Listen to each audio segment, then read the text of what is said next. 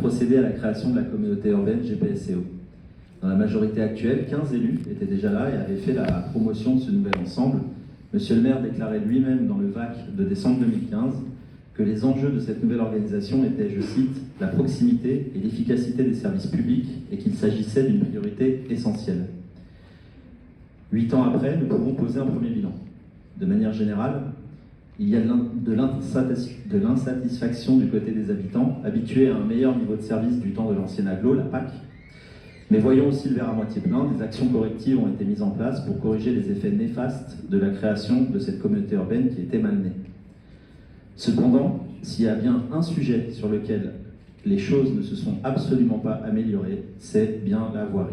À Conflans, la qualité de la voirie laisse à désirer. Les chaussées se dégradent, avec des fissures, des déformations, de nombreux nids de poules apparaissent, mais les marquages au sol, eux, s'effacent. Nos trottoirs sont parfois impraticables, entravant la circulation des piétons, comme les personnes qui circulent avec poussette, les personnes âgées ou en situation de handicap. Notre groupe a donc réfléchi aux solutions qui s'offrent à nous. Cette solution se trouve peut-être dans la loi 3DS de 2022. Cette loi, en effet, elle permet aux intercommunalités de transférer aux communes l'exercice, et non pas la compétence, l'exercice de compétences liées à la gestion de l'espace public.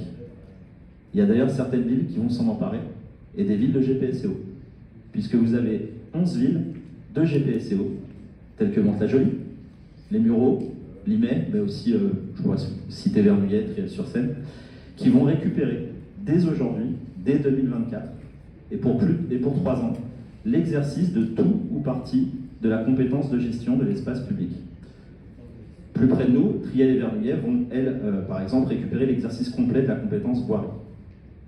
Concrètement, des agents communaux agiront avec plus de réactivité, sans surcoût pour les habitants, car les attributions de compensation payées par les communes à GPSCO reviendront évidemment dans les budgets communaux. Nous ne pouvons plus nous satisfaire de la réponse qui est souvent apportée au problème de voirie. Cette réponse, elle consiste à dire « ce n'est pas nous, c'est GPSCO ». Notre groupe estime que notre ville doit reprendre la maîtrise de la voirie. Nous ne serons plus tributaires des aléas de l'organisation des services de GPSCO et nous aurons une meilleure visibilité du calendrier de l'exécution des travaux. Notre ville en a vraiment besoin. Nous formons donc ce soir un vœu très simple, que notre ville puisse récupérer le plus rapidement possible l'exercice de la compétence voirie. Je vous remercie.